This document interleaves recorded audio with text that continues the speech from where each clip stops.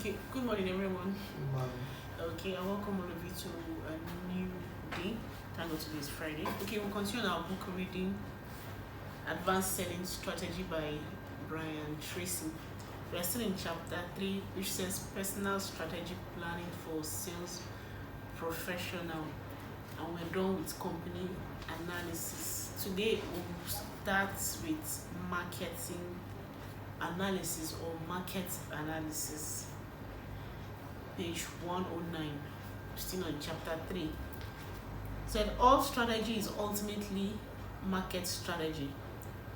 All strategic planning in the final analysis is aimed at the marketplace and at improving relative results in competitive markets. It is focused outward towards the customers and competition. It is aimed at the future and at changing the results that will occur in the absence of the strategy. It is organizing and reorganizing resources as to increase your sales above what they would have been if you had not engaged in the personal strategic planning process. Most salespeople are in what is called an operating mode. They are focused on doing their job day to day with every little thought to what is likely to take place 1 month or 1 year from now. But when you do a market analysis combined with personal strategic planning, you move into a managing mode. You take charge of the direction of your sales career rather than allowing yourself to be swept along with the current, as most other salespeople seems to be. In chapter 8 on prospecting, I will detail at length the questions you must ask to analyze your product or services in the marketplace, and especially in comparison with other products and services available. Ongoing market analysis, like a radar scanning the horizon, will enable you to focus your efforts and pinpoint better quality prospects that you can sell to faster and more easily. Be sure to review that chapter a couple of times until you have a very good sense of the concept and the questions it contains. Increase your returns on energy. The basic organizing principles of strategic planning is return on energy. The purpose of continuous market analysis is so that you can deploy yourself in the best possible way. It is to assure that you achieve the maximum results in return for the amount of energy you put out. The two concepts that enables you to maximize your sales results in your territory are the money tree concept and the farmer concept. The money tree consists of your looking at every prospect as your prospective money tree, with many different branches that can lead to sales and referrals, not only within that company but within other organizations. Sometimes this is called the Salima slice concept. When you approach a prospect for the first time, instead of trying to get a large share of his business, you concentrate instead on getting the prospect to give you a small slice of the business that he is currently giving to another supplier. With this small size, you have an opportunity to perform for the customer in terms of better customer service, quicker response to requests, better quality products, more reasonable prices, and whatever other competitive benefits your company offer. You now have your hands on one branch of the money tree. Once you've satisfied the customer, you immediately go back to him and look for new ways to provide new products or services to him. You look for new application for other products within his existing operation. You ask for testimonials and referrals that you can use to open doors to other companies. If you had to learn a lot about customers' businesses to get the sales for get the first sales, you have begun building up a database of knowledge and information that you can use to sell the similar prospects in similar companies or similar situations. Look at your most recent customers and ask, what industries are they in? Then begin to think of how you could help other people in these same industries with the same products and services. Many salespeople have made a sales to customers in a particular industry and then parlayed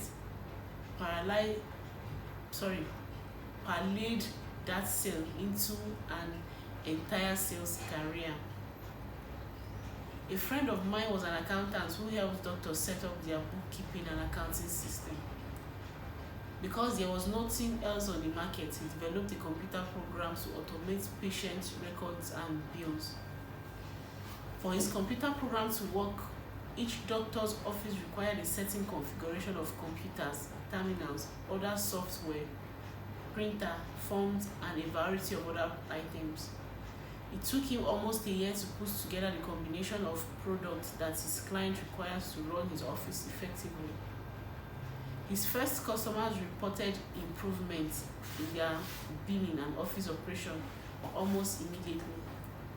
He realized that he had corrected a potential money train. He also asked his doctor's clients for referrals to other doctors. He began selling the entire office automation process to other medical professionals. And before long, he had a multi-million-dollar business with 16 sales professionals working throughout the western half of the United States. You may not be able to achieve the same kind of results, but you must be swinging in the branches of a potential money tree right now. In a money tree, every sales can lead to other sales and referrals, to the same customers and to other customers in similar situations. With the farmer concept, you look upon your sales territory the way a farmer would look upon his land. Your job is to cultivate, plant, seed, water, fertilize, weed, protect, grow, develop crops, harvest, and then prepare to repeat the process all over again. Cultivating your market means to network as much as possible and learn everything you can about the customers you want to call on. Preparing your market can refer to telephone calls, sales letters, advertising, promotions, and even testimonials that you obtain to put yourself in better positions from when you call on the customers. Planting your market can refer to meeting with the prospect's initials and helping the prospects to realize he has a problem for which your products or services might be a solution. Okay, so this is where we'll end step for our reading today. The last place we read is talking about increasing your returns on energy. Okay, it's talking about how to cultivate, how to prepare, and how to plant. That is identifying your money tree and knowing how to go about, or knowing how that tree will be able to, provide finances. The first step is cultivating, and which means it's talking about networking as possible, helping you to learn everything you need to learn about your customers. This is when it comes to cultivating. So you have to look at your money tree as a farmer. You have to use the farmer's concept, where his job is to cultivate. So whatever you're doing in an organization, or whether you're planning, whatever thing you're doing in your marketing, as a business person, the first thing you need to do is to analyze your markets, look for organized principles and strategic planning that will help whatever you're doing, that will make the same efforts that you're putting into your business come out, positively. That's what it means when it said increase your return on energy. The energy you put in, most times you put in much energy into something and it doesn't really come out with the same energy. The energy is not matching the energy you put into it, or whatever result is coming out isn't matching the energy you put into it. So for you to get the same return on the energy you put into, you have to cultivate, you have to prepare, and you have to plant. Cultivating means networking, knowing the customers that you're serving, knowing everything about that customers and how to help them.